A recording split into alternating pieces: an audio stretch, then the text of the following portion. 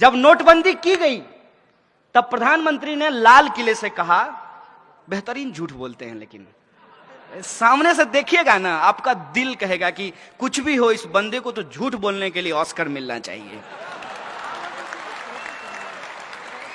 Mic पे खड़ा होकर के उन्होंने कहा कि नोटबंदी के बाद 3 लाख करोड़ रुपया काला धन वापस आया है।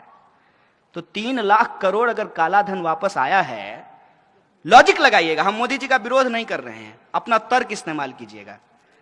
तो मेट्रो बनाने के लिए 1 लाख करोड़ जापान से कर्जा लेने की जरूरत है? सोचिए ना सर, सोचिए, समझ में आ जाएगा। अरे कोई जन्मजात मोदी विरोधी थोड़ी हम पैदा हुए थे, उनका विरोध करने में मजा थोड़ी आता है। It's bad job, it's not a good job. क्यों करना पड़ रहा है?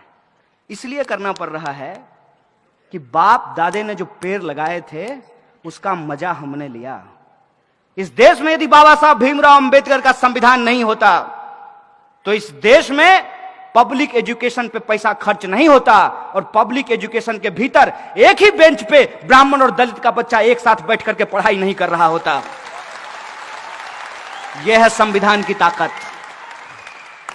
यह संविधान किसी एक जाति, किसी एक धर्म के लिए नहीं है, यह संविधान इस देश के लिए है, और देश देश के लोगों से बनता है तो लोगों के हक और अधिकार के लिए है, न्याय और बराबरी के लिए है। ये जो संविधान की ताकत है, उससे जो हमने पढ़ाई की है, ये हमारी जिम्मेवारी है कि हम इसकी रक्षा करें। उसी प्रोसेस में आप ये देखिए कि 1 लाख करोड़ रुपया कर्जा ये ले लिए हैं। नारा क्या लगा रहे हैं? Made in India. वाह गुरुजी, कहते हैं मेड इन इंडिया। नागपुर में मेट्रो बन रहा है, कंपनी का नाम पढ़े हैं? कहां की कंपनी है? चाइना की है। आप सब लोग देशद्रोही हैं। कहां की कंपनी है? अभी आप सब लोग भी चाइना बोल रहे हैं। आप जी न्यूज क्यों नहीं देखते हैं? आप लोग जी न्यूज देखा कीजिए। यह है मेक इन इंडिया। क्या इस देश की किसी कंपनी के पास इतना स्किल नहीं था क्या? क्योंकि एक नारा है ना, स्किल इंडिया।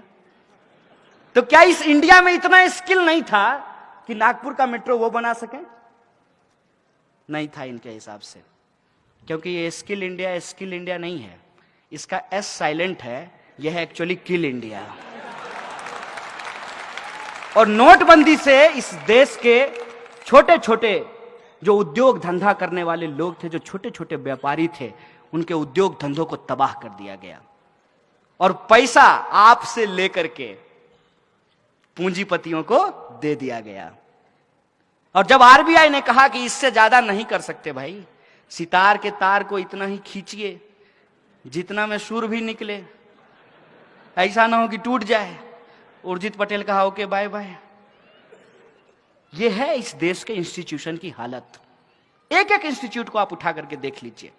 आप चुनाव आयोग को देख लीजिए, आप सीबीआई को देख लीजिए, आप आरबीआई को देख लीजिए, और आप पब्लिक सेक्टर यूनिट जो है उसकी स्थिति देख लीजिए। हर पब्लिक सेक्टर यूनिट को कहा गया कि आपको शौचालय बनवाने हैं, लेकिन शौचालय बनाएगा कौन? आरएसएस के 600 संगठन हैं, 600, और किसी को ठेका नहीं देना है। किसको देना है? यदा सदा वत्सल्य, सुबह सुबह जो जाकर के करेंगे उसको ही ठेका देना है। और वो क्या किया? वो सुबह में बाथरूम बनाया, शाम में लेकर के घर गया। हम तो अब पूछना बंद कर दिए हैं कि 15 लाख हमारे खाते में आया कि नहीं आया।